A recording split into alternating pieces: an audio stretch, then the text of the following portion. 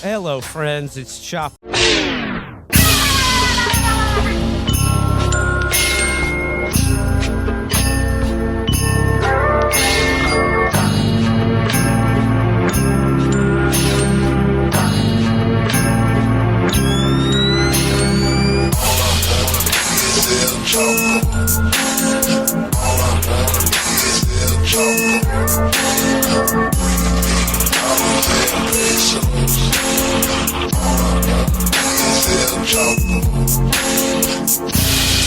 Hello, everybody. Happy Halloween. It's the spookiest day of the year. I hope all you guys and ghouls out there are, having a safe one. Keeping it at a PG-13 level of horror. If today's special. Today's like the only day of the year where you can just sort of like in real life reference to pun-related internet meme that will be dead in a year and service your active alcoholism. It's a good day for most listeners. You've been visited by Salafist Felix again. I mean, honestly, like all you need to do is look at Halloween and Sayyid Qutb was clearly correct. Yeah. I'm going to combine vaporwave and Salafism with just images of Brooklyn Halloween. Oh, look at me. I'm Succession, but also Long Cat. Cool. That shit's awesome, dude. Well, we have got definitely probably one of our spookiest guests of all time for this special Halloween. Well, I mean, in the term of, intelligence aspect. Yes. In every sense of the word, yes. One of our, spookiest guests of all time. Here to talk about definitely some things that will give you the creepies. I am, of course, talking about Brace, one half of True and Non, and, a sicko hunter par excellence. Brace, how you doing? Fine witches' greetings to you on this Halloween. Happy Sam Hain. Brace, we're happy to have you on because there are, two big stories that I think I've been wanting to talk about for a while that I think fall right in your wheelhouse. I'm speaking, of course, about just what the fuck is going on in Syria with the Kurds and Turkey right now. All bad, pretty much, but I'd like to know more. And then, of course, we would also like to follow up with you about all of the new and latest developments in, of course, our favorite, the Jeffrey Epstein case. What's our motto? Epstein ain't going away. Epstein ain't going away, baby. Pedophile 9/11. I mean, He's funny. up there in heaven doing the monster mash. I mean, it's funny. I mean, when we had you on, you had started doing TrueAnon, and then we had you and Liz on to discuss the first attempt on his life. And then like 2 weeks later, prayers up, our boy, he passed on. So, I mean, we should have had you on almost immediately after that. But like, I mean, there's still shit going on with this that I know you've been following up on, and I want to talk about it.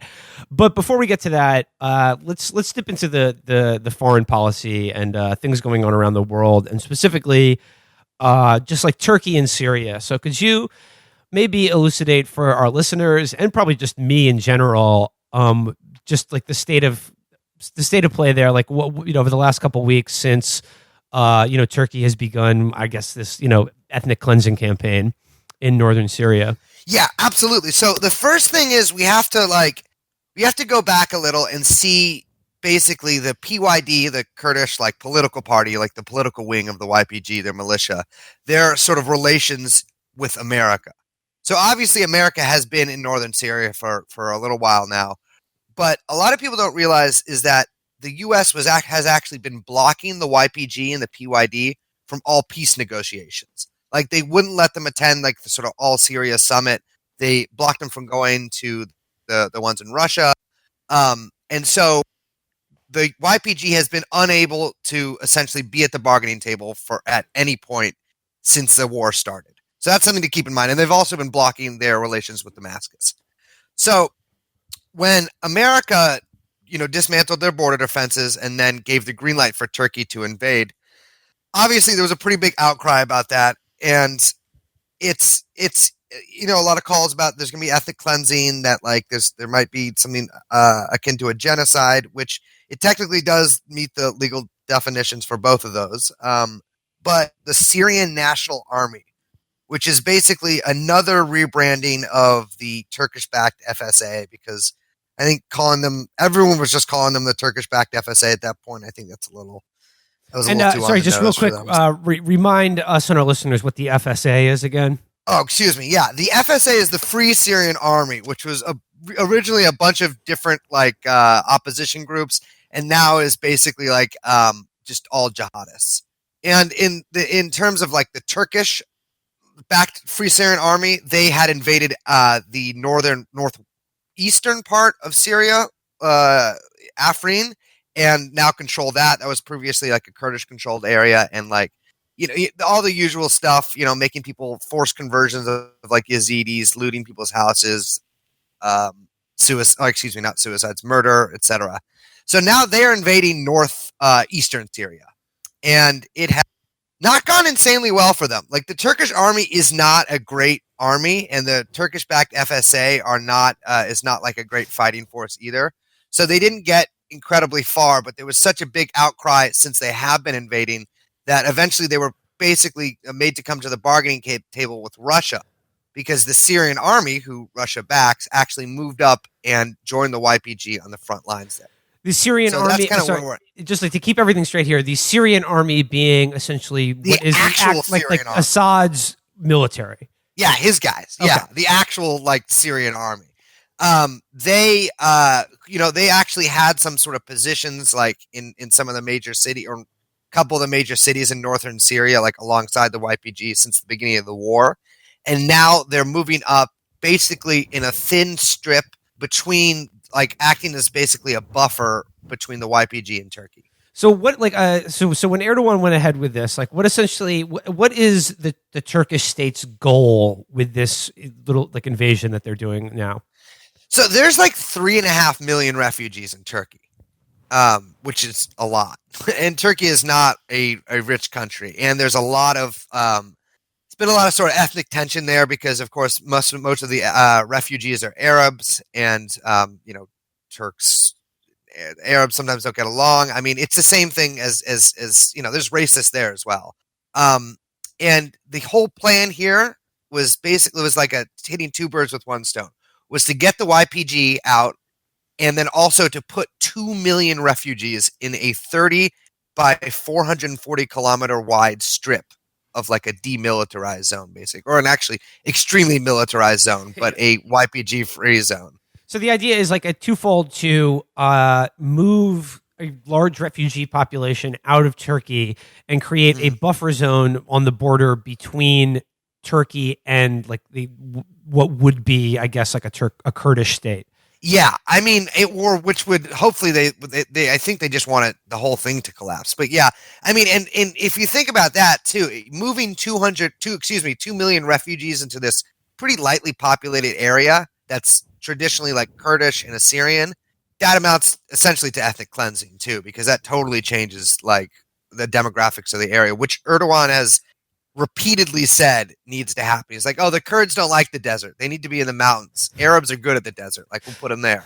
And who would you describe, or who are the groups actually, I guess, sort of at the tip of the spear of this policy by Erdogan? Who are the people that is going across the border and doing this fighting and ethnic cleansing? So do you remember when that group Al-Zinki cut off that 12-year-old boy's head on video? Yeah, that was not cool. Okay, well, President Obama, the other day, he said something I truly agree with, where he said, the real world is messy, and canceling people on Twitter is an activism. And people you disagree with, they have kids that they love, and sometimes they do things you don't agree with. That's all I'm going to say about Helsinki.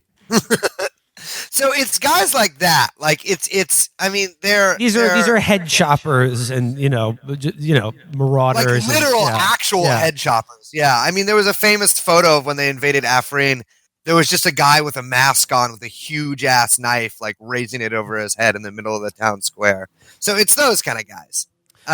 They're all, pretty much every group involved has been accused of war crimes, credibly accused of war crimes, and consistently loots houses and murders civilians. And I mean, famously, right after they invaded, they killed a Kurdish politician, a woman, drug her from her car, shot at her driver, and then shot her after torturing her. And that was like the second day after the invasion started.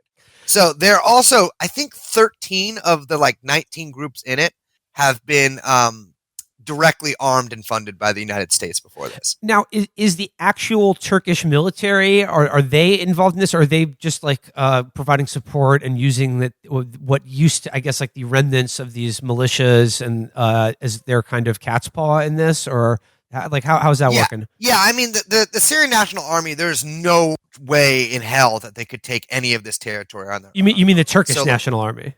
No, well, both okay, of them. Both of them. Yeah, okay, yeah. No, the Turkish-backed FSA, the Syrian National Army, whatever you want to call them, are not great fighters, which is why they have been based in Turkey for the past couple of years. And so they wouldn't be able to take any of this without the artillery support, the tank support, the air support of the Turkish Army and Air Force. But yeah, Turkish troops are fighting alongside them too. Okay, so now you mentioned that I like for a while there was sort of a ceasefire. Is that over now? So yeah, there's been like a couple attempts at a ceasefire, but ceasefires in Syria are just like fake. They're just like, it's like an internet thing. It's not real. There was a ceasefire. I think there was, that's Trump put those sanctions on Turkey and then like took them off a couple days later because of this sort of fig leaf of a ceasefire. But no, the fighting hasn't stopped at all. In fact, it's like intensified in a lot of places. So no, the ceasefire is basically a way for Trump to cover his ass. And like as best you can understand it, like what was obviously, like you said, Erdogan has wanted to do this for a long time. Yeah. What, like, if any reason can you discern for Trump and like, the American state, like our acquiescence to this? So, I mean, it's been said since the beginning by first Obama and then Trump that like they weren't allied with the YPG. It was like a transactional relationship, and Trump ended that transaction. I think they realized that Turkey is a huge weapons market and a member of NATO. And they're, of course, getting closer to Russia, too, with their purchase of this new anti-aircraft system from Russia, blah, blah, blah. And they chose Turkey over the YPG, which they were always going to do. There was never any doubt. The real thing that like sticks in my craw is them denying the YPG the ability to negotiate with anybody during this whole time. But now Trump's idea is that they're going to move American troops down to Deir ez-Zor, which is the southeastern, like most sort of territory that the YPG holds, and not the only place, but the main place where Syria's oil is extracted. Yeah, so this is he's lately been saying like we're gonna stay there to protect the oil and keep the oil. We're just gonna we're gonna maybe move American companies in. It's so funny because he clearly doesn't like he sees the words Deir ez-Zor and like doesn't know how to pronounce that. Because it does sound like a D&D character. he thinks it's the resort. That's why he wants to protect it. He thinks it's the most beautiful part of the country. He keeps calling it the fucking oil area. And their plan there, from what I hear from insiders, is that they are planning, because the YPG are part of the Syrian Democratic Forces, which is the YPG is like I think 11,000, 12,000 strong component of that. The rest is sort of an array of militias, usually based in regions. And so the Deir ez-Zor militia that's in the Syrian Democratic Forces is the worst one in the SDF. And it looks like America is trying to go through its original plan, which was to split off the Arab regional militias from the SDF and use them directly as a U.S. proxy. So now America is sending troops down to Deir ez-Zor, and now armor apparently as well, which is a first for the Syrian civil war, and I'm assuming has stepped up like sharply their bribes to the militias in Deir ez-Zor to get them. I don't really know what the plan is there. It looks like the oil, because Syria doesn't have that much oil. It's not like fucking Saudi Arabia or even Iraq or anything. I think the plan is to deny Syria its own like domestic use of its own oil, and also to potentially be able to fight Iranian backed militias there. But they got Trump to send the troops there just by saying the word oil to him. Yeah, because and it's so funny to see him just be like, oh yeah, there's oil. We'll send in a company to get that shit out of like. There's like it's like no, it's not even worth it for him. But he's just I don't know. I guess black gold Texas. Well, that's what's so funny about people saying that that Trump has any kind of like commitment to being like an isolationist or anti-intervention. All that had to happen was that the generals were like, "Oh shit, he's trying to get us out of Syria. What do we do, sir? Oil?" And he's like, "Oh, the oil. Yes, we're going to get a giant straw, go across the fucking Mediterranean and just suck it all up." Right. The fact that you could get him to stay in, like, he specifically called out leaving Syria, like during the primary and during the general, at times when he would remember to do it. The fact that you could keep him in Syria on oil, out of every country in the region, oil in Syria proves that it's just a fucking laser pointer and a cat. I know, it's so insane. And there's talk. I have some friends that are worried now, especially because, Trump called the PKK or YPG, whatever, sometimes worse than ISIS. And there's people are thinking that the strategy might be to put the YPG on the terror list and to isolate them from the rest of the Syrian Democratic Forces, which is not great for me. But there was an article that came out recently about getting your passport updated soon, Brace. There's an article that came out recently about a State Department meeting between the Syrian Democratic Forces representatives in Washington and the State Department. And the State Department's line is that the Syrian Democratic Forces should just join the Syrian National, which are those people that are attacking them, who are based in Turkey and backed by the Turkish army. Okay. Like, it doesn't make any sense. Just for my own edification, get this straight. The Syrian National Army is an offshoot of the Free Syrian Army, which is largely a collection of like jihadist head choppers, right? Yes, absolutely. Okay, and the Syrian Democratic Forces are the militias who are fighting those people, and who could, I guess, in some loose sense, be called the good guys in this fight. Yeah, I mean, yes, that is correct. And now the State Department of the U.S., their line is that basically the SDF, the Syrian Democratic Forces, should join the people that are attacking them, which is the Free Syrian Army, Syrian National Army. For what purpose? I'm not quite sure. Well, they've been listening to a lot of John Lennon, Imagine. Like, what if there was what if like people came together in a battlefield, but to put down their guns? Pretty nice. We need like a Christmas truce, but forever. Everyone could just. America has this envoy about Syria to the coalition. This guy named Jim Jeffries, who's a real scumbag. And I don't think his comedy's that bad. I actually like He's just Australian. Yeah, you can't say that about every Australian. I know there are some bad ones, but there's a lot of talk that that Jim Jeffries has some connections to Turkey that run deeper than I think might be appropriate for somebody in his position, and certainly his sort of second in command definitely does some. Remember when basically Michael Flynn got caught for like suddenly fixating on Gulen? Yeah, he was going to go to Pennsylvania and catch him with a butterfly. Gulen and his international hyper wealthy network were fucked when put up against General Flynn and his absolutely moronic son. They were absolutely going to outwit Gulen, who evaded everyone for decades. Flynn is going to get fucking freed in like within a month. Yeah, if my petition goes through. Yeah, I maintain that Flynn was after Gulen just as a private citizen. Like, he's working for the teachers union. Yeah, exactly. Michael Flynn is friends with Martha Raddatz. Like, they go back a really long time. Well, Michael Flynn was previously in the SEIU, and Michael Flynn has a Gritty alt account. Like, he has a service worker Gritty that he posts on. I'm going to DM with him. But so Jim Jeffries is, let me just say, the kind of guy who probably wants to get Gulen extradited, if you know what I mean. No, go ahead. Oh, I'm just saying, to put it clearly, I think he's probably being paid by Turkey. Got it. Okay, so Brace, what did you make of the fact? What did you make of when Donald Trump said, like, the Kurds aren't so great? Where were they during D-Day? Did they help us out at the beaches of Normandy? Well, he's absolutely correct. They did not. And I think that, first of all, if you weren't at Normandy, it's you basically didn't fight in the Second World War. And if you didn't fight in the Second World War, that means it's kind of unclear what side you're going to be on in the third one. So I get his reticence there. But yeah, no, that was fantastic.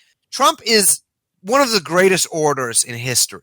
And it's first of all, it's untrue, of course, that Kurds didn't fight in the Second World War. There was Kurds in the Red Army, and I think there was Kurds in the like British kind of conscription forces from Iraq as well. But yeah, it's just insanely like you can see that someone explained to him who the YPG was, and he's like, oh man, no, this sucks. Like, we can't be a part of this. I mean, like, the thing was, like, immediately people were like, even people who are like respectable members of the national security state were like, this is a stain on our country's honor that will never wash out. Like, the Kurds bravely fought alongside us. And then, like, I think in Trump's brain, he was looking for like a way to counter that argument and be like, well, they didn't fight very good or for very long. Where were they? Where were they in World War II? Like, exactly. I mean, which begs the question: where were the Israelis during the Normandy invasion? That's what I want to know. Well, okay, if you really want to know, there were Israelis setting up a restaurant called Burger Rave on Omaha Beach. Yeah.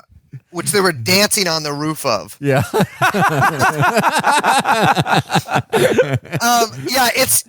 It's so insane. I mean, and the thing is, there's been a lot of like this sort of liberal, this Democratic Party and Republican Party pushback against this, but their solution is to keep the troops in Syria, which is not a solution to me. We can't just keep American troops in Syria. So Trump, like, it's weird because I saw people applauding his taking troops from Syria, which, of course, American troops should not be in Syria.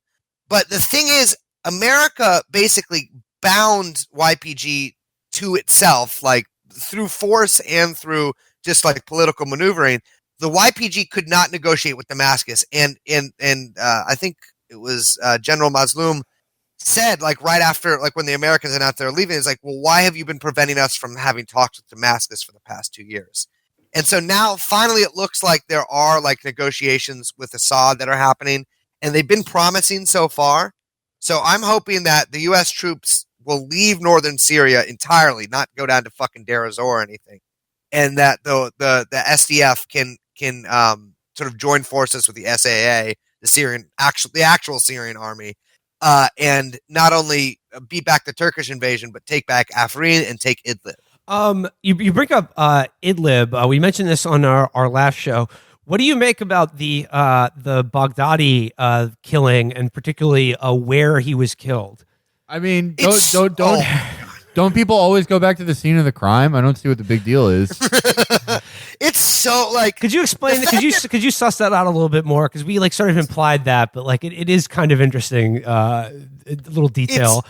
It's extremely interesting. So Idlib, of course, is like there's a few other pockets of rebel controlled area in Syria, but Idlib is like the main pocket of rebel control, and it is not. Everyone's like, oh, they're not friendly to ISIS. Like, the groups that are there, the main group that like controls most of Idlib, which is a descendant of Al Qaeda, which ISIS also is, believes the exact same things as ISIS. Like, there's no difference between the two. Well, I don't know. They're kind of like never Trump conservatives. Yeah. It's like I don't all that really all those flashy beheading videos. That's a little too gauche for me. Yeah, no, it's true. And plus, ISIS has more gold they got from Israel. But but Brace, like, for instance, like when it was announced, like the big thing happened, we got him, Redux Part 3 or 4 or 5 or 1 million now.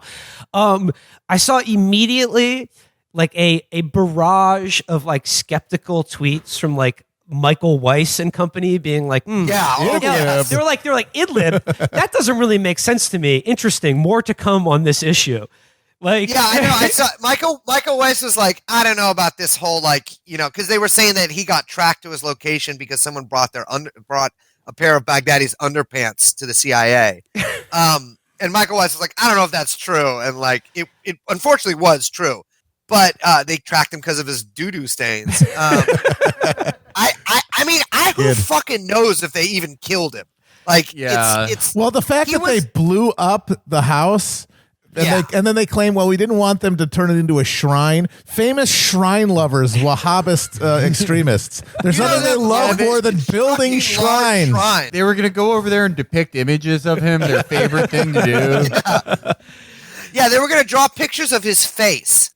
It's totally fucking insane. I mean, they released video of this raid, which, I mean, who knows? But it's. But like, I mean, who knows? Like, but at this point, we know for sure now. Literally everything about the Bin Laden raid was a fabrication. Was like totally fake. So absolutely, why anyone would like again? It's not insane to ask the question like, was he ever alive? Or like he could have been dead for fucking years. Well, like there was a theory that a lot of people had, including some American generals, although they stopped eventually talking about it. That generals. Baghdadi didn't even exist. Oh, That shit. Baghdadi was just like he was just a totally like a fabricated figure. And it is interesting that he spent quite a few years in an American prison camp and then was released and started ISIS. It's not. Well, that was a bra moment. Well, okay. I'm Okay, you guys are pretty book smart, but you don't know a lot about the real world. A lot of people convert to Islam in prison. I know. Dude, that'd be, oh my god. But another like hint about like why at the very least you should be extremely skeptical of any official account of this military hit on Baghdadi is like, you remember in like the early days of the Iraq War, there was that the famous the Jessica Lynch, the POW soldier, who like they freed, and there was like a night vision hero raid, rescue, and they had this huge like hero's welcome, and they said that like she bravely like fired her gun again, at like as the attackers, as her convoy was wiped out by these insurgents or whatever. She emptied her clip, and then the cops, and then the troops like rolled into behind enemy lines to snatch her out of the hospital. Okay, and then shortly thereafter, that story was exposed as a complete fabrication that basically is like the people who were holding her essentially saved her life and were like fired upon by American soldiers several times as they tried to return her to like help her basically, and then Jessica Lynch herself, I'm sure, feeling very ashamed about this horrible thing, this lie that she'd been conscripted in, went along with it, but then eventually said, like, no, like none of that happened. Like I can't in good conscience, like continue to. Okay. So they try to do that with like actual human beings and cast them in these heroic roles. The fact that they've made a fucking dog the hero smart. It's actually genius. It's brilliant because genius. the dog, he's a good boy. He's a good boy. He's a good boy. He can't talk, and people love dogs. You know what will suck? If like the Seymour Hersh that reveals this is a bullshit story is We Rate Dogs. I gotta say, man, this heckin' puppa, he told me that Baghdadi wasn't even there. He died in 2014, and this 14 out of 10 good boy. Well, he's got a lot to say about America's involvement with the so-called Islamic State. You know what? Last episode, I talked about the dog and Trump talking about the good boy, the dog, hippo promoted to detective, and I brought up that quote that conservatives like to bring out, which is, people, you people take Trump literally, but not seriously, vice versa. And then he did the tweet of him giving the dog the Medal of Honor, which the New York Times felt necessary to post an article saying that's a Photoshop. He didn't actually do that. And I was like, damn, you know what? You're right. You're right. Like, he's doing a bit, obviously. Haters will say it's Photoshop. You know what else is a fucking bit? The fact that they buried him at sea. Wait a minute, Baghdadi too? It's just fantastic. Serious. They just throw these fucking guys off of boats. It's all fucking a smoke show. It's insane. Like the whole fucking Syrian it's Barstool war. Smoke Show of the Week. The buried at sea is like the U.S. military's version of "It Was All a Dream" in sitcoms. I'm just imagining. Old do you think I am? Just imagining Bin Laden and Baghdadi in Davy Jones' locker with Robert Maxwell, and they're all like frolicking under the sea, riding giant seahorses. My